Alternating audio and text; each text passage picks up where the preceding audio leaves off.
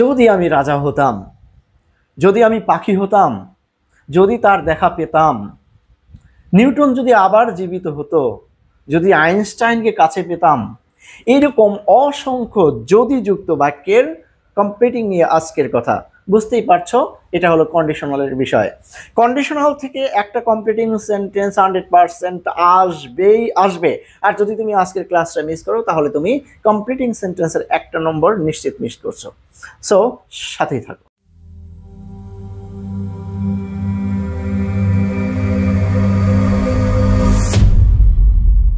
Condition মানে হলো শর্ত। যদি কোনো বাক্যে কোনো শর্ত আরোপ করা হয় তাহলে সেই বাক্যটাকে বলা হয়ে থাকে কন্ডিশনাল সেন্টেন্স। কন্ডিশন প্রকাশ করে যেসব কনজাংশনস, আমরা ইনকমপ্লিট সেন্টেন্সকে কমপ্লিট করার জন্য কতগুলো কনজাংশন চিহ্নিত করব, যে কনজাংশনগুলো শর্ত প্রকাশ করে। তো শর্ত প্রকাশ করে যেসব কনজাংশন সেগুলো এক নজর দেখে নেই। দেখো, ইফ, আনলেস, এটি শর্ত প্রকাশ করে। In cage, providing that, whether ... or not, had plus subject plus verb. এই কনজাংশন এবং স্ট্রাকচারস গুলো বাক্যে সাধারণত কন্ডিশন বা শর্ত আরোপ করে। তো চলো, এর কোন কনজাংশন দিয়ে কি ধরনের শর্ত আরোপিত হয় আর সেই শর্তমূলক বাক্যটা কিভাবে লিখতে হবে সেটা এখন আমরা আলোচনা করি। দেখো, শুরুতেই কথা বলি ইফ এবং ইনকেজ। ইফ এবং ইনকেজ এই দুইটা দ্বারা যদি অর্থ প্রকাশ করে, এবং আনলেস দ্বারা যদি ...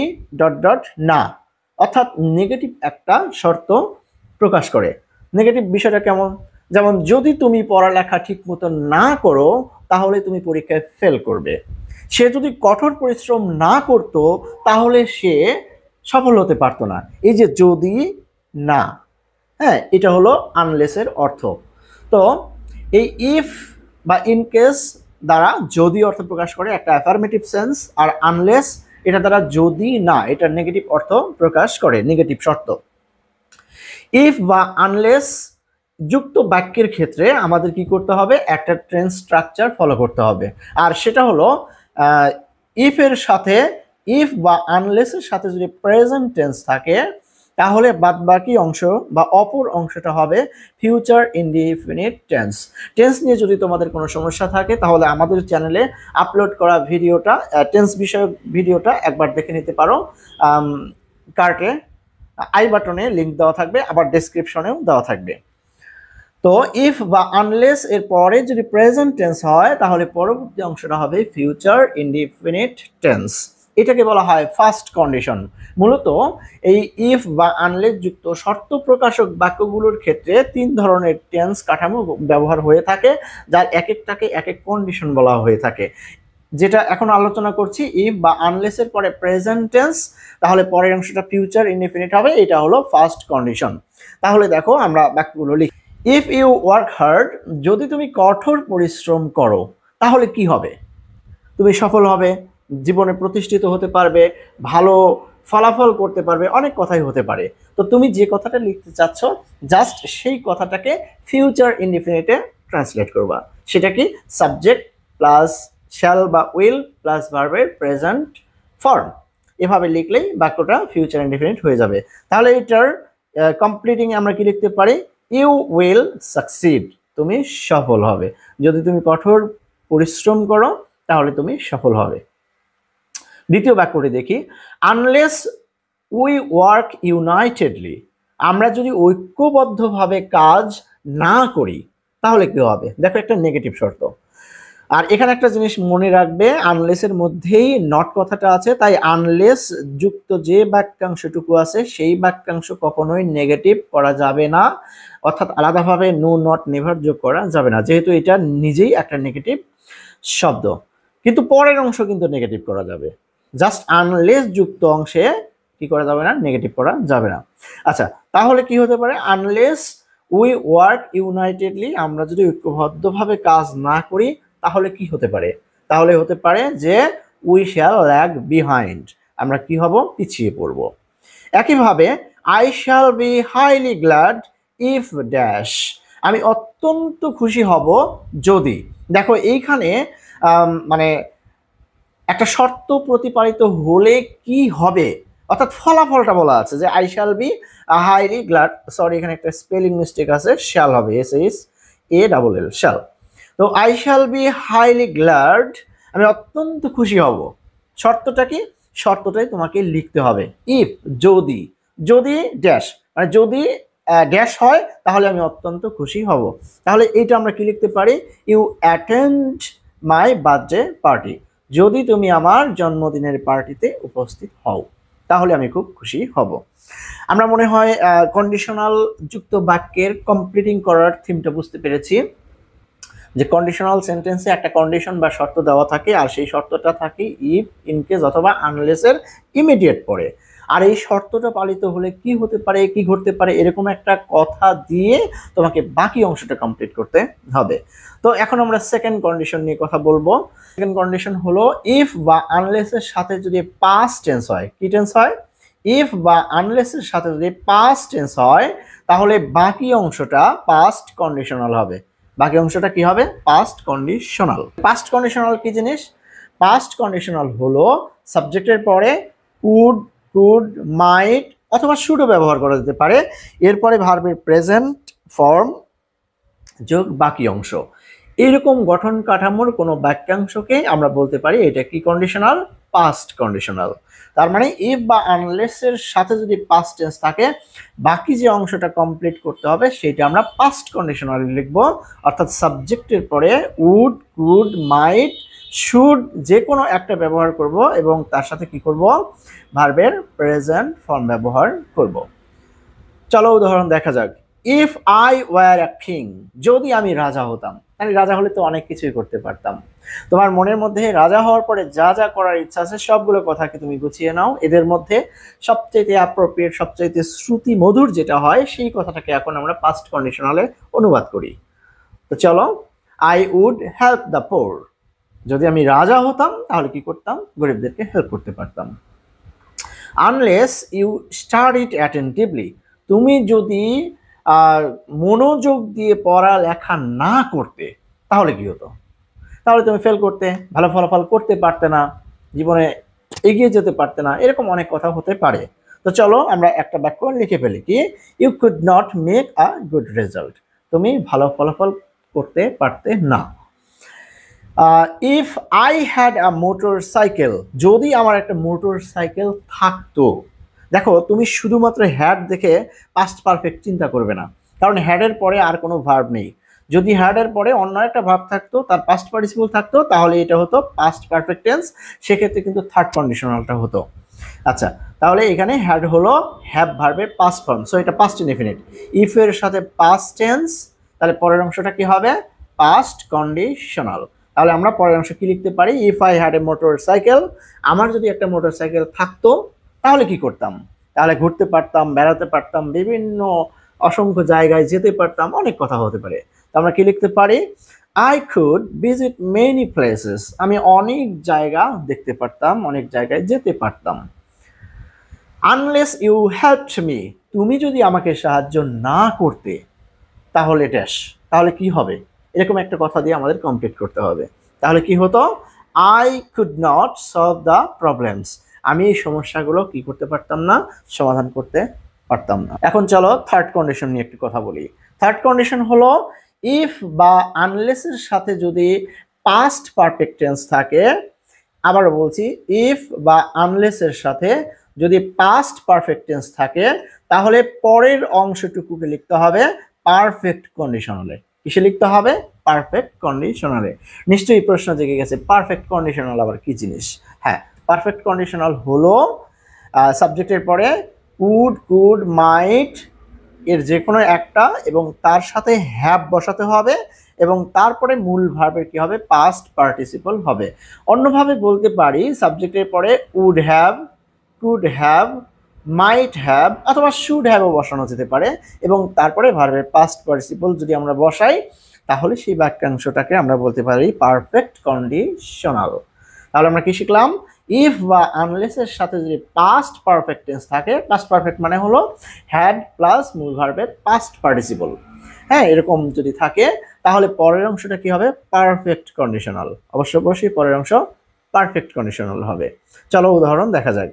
if I had seen him, দেখো হ্যাড তারপরে seen, had seen past perfect tense, তাহলে পরের অংশটা কি হবে?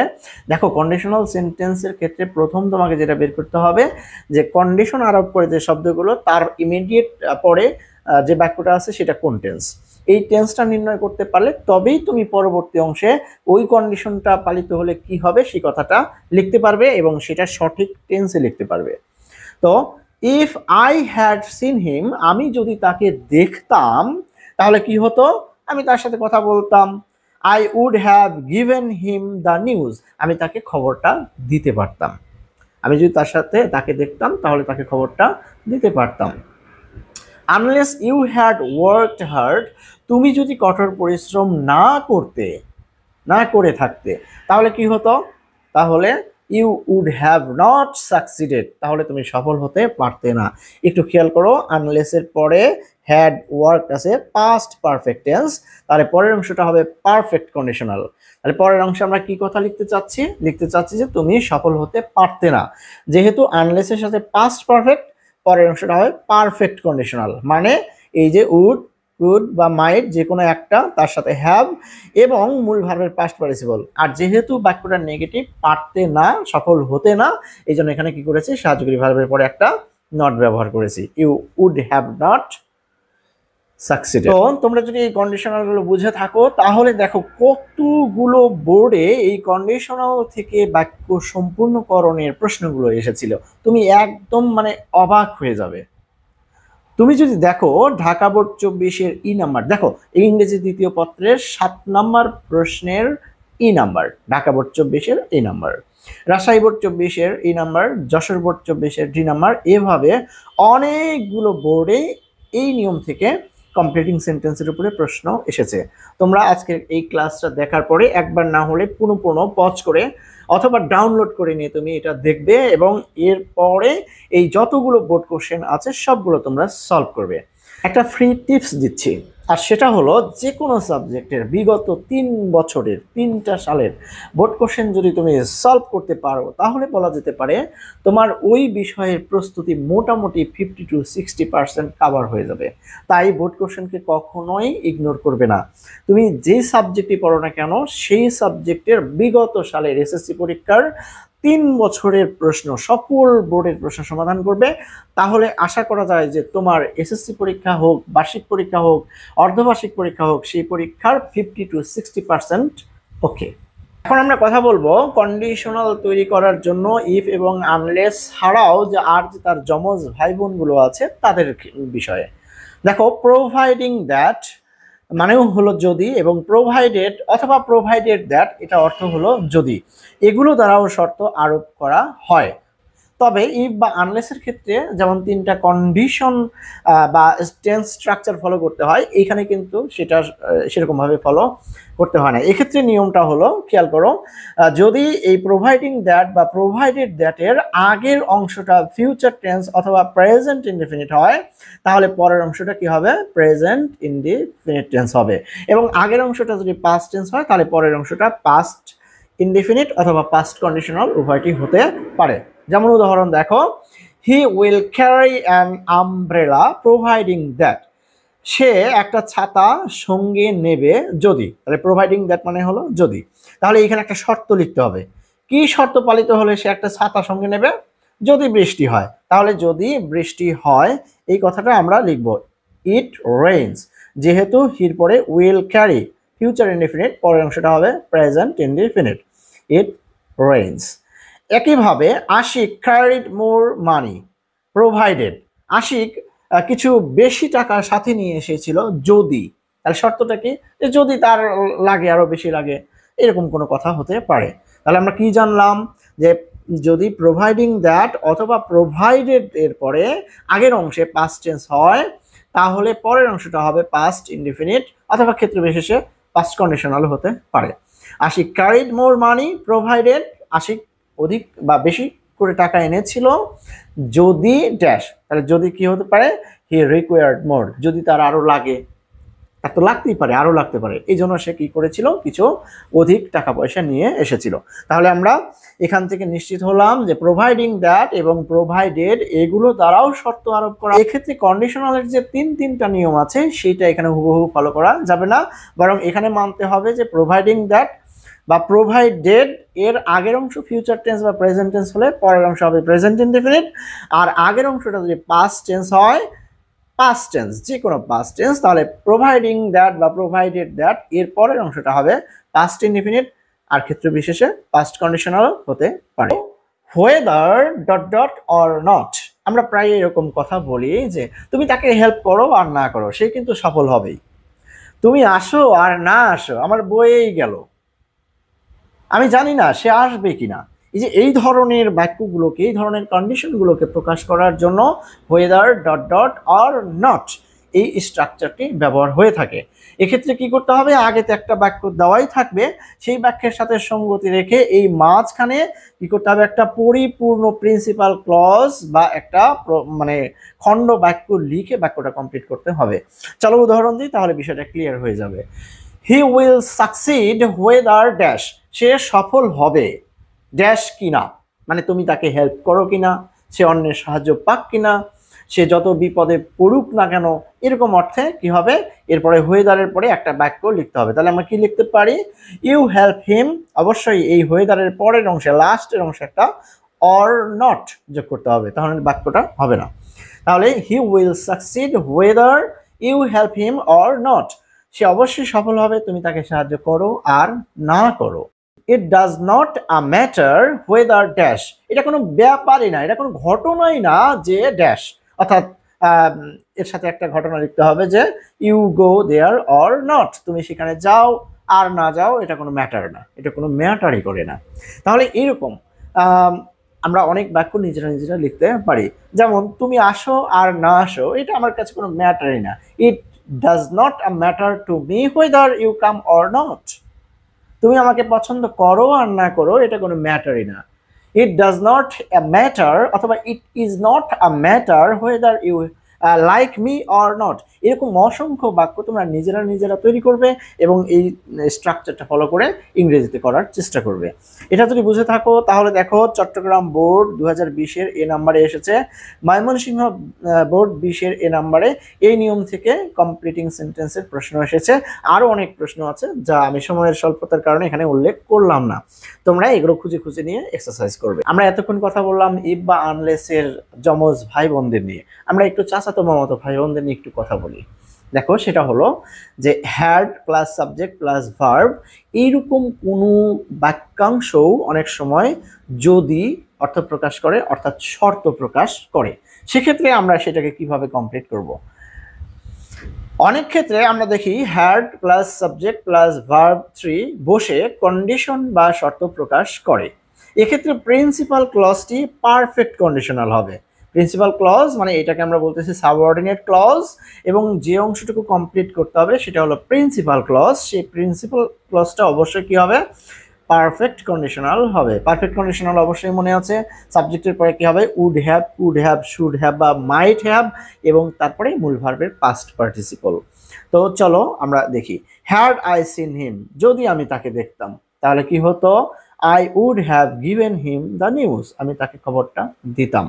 দেখো হ্যাড যোগ সাবজেক্ট তারপরে মূল ভার্বের পাস্ট পার্টিসিপল, শর্ত প্রকাশ করেছে তাই পরবর্তী অংশটা পারফেক্ট কন্ডিশনালে হবে। হ্যাড হি ওয়ান্টেড, সে যদি চাইতো তাহলে কি হতো, I would have helped him, আমি তাকে সাহায্য করতে পারতাম, সে যদি চাইতো আমি তাকে সাহায্য করতে পারতাম। তো দেখো হ্যাড দিয়ে যে কন্ডিশনটা শুরু হয় সেই কন্ডিশনের পরবর্তী অংশটুকু হবে পারফেক্ট কন্ডিশনালে। তো যদি বুঝে থাকো তাহলে ময়মনসিংহ বোর্ড 2023-এর ডি নাম্বার, চট্টগ্রাম বোর্ড 20-এর বি নাম্বার, সিলেট বোর্ড 19-এর সি নাম্বার, এভাবে অনেকগুলো বোর্ডে এই নিয়ম থেকে প্রশ্ন এসেছে কমপ্লিটিং সেন্টেন্সের উপরে, এগুলো অবশ্যই তোমরা কমপ্লিট করবে। এই ছিল আজকের ক্লাস, শুরু থেকে শেষ পর্যন্ত তোমরা খুব মনোযোগ দিয়ে দেখবে এবং যতগুলো এক্সারসাইজ আছে সবগুলো তোমরা সলভ করবে। এক্সারসাইজ করতে গিয়ে যদি কোনো সমস্যার সম্মুখীন হও তাহলে অবশ্যই আমাদের গ্রুপে পোস্ট করবে এবং সেখান থেকে আমরা তোমাদেরকে প্রয়োজনীয় সাপোর্ট দেব। দেখা হচ্ছে আগামী ক্লাসে, টিল দেন আল্লাহ হাফেজ, টাটা।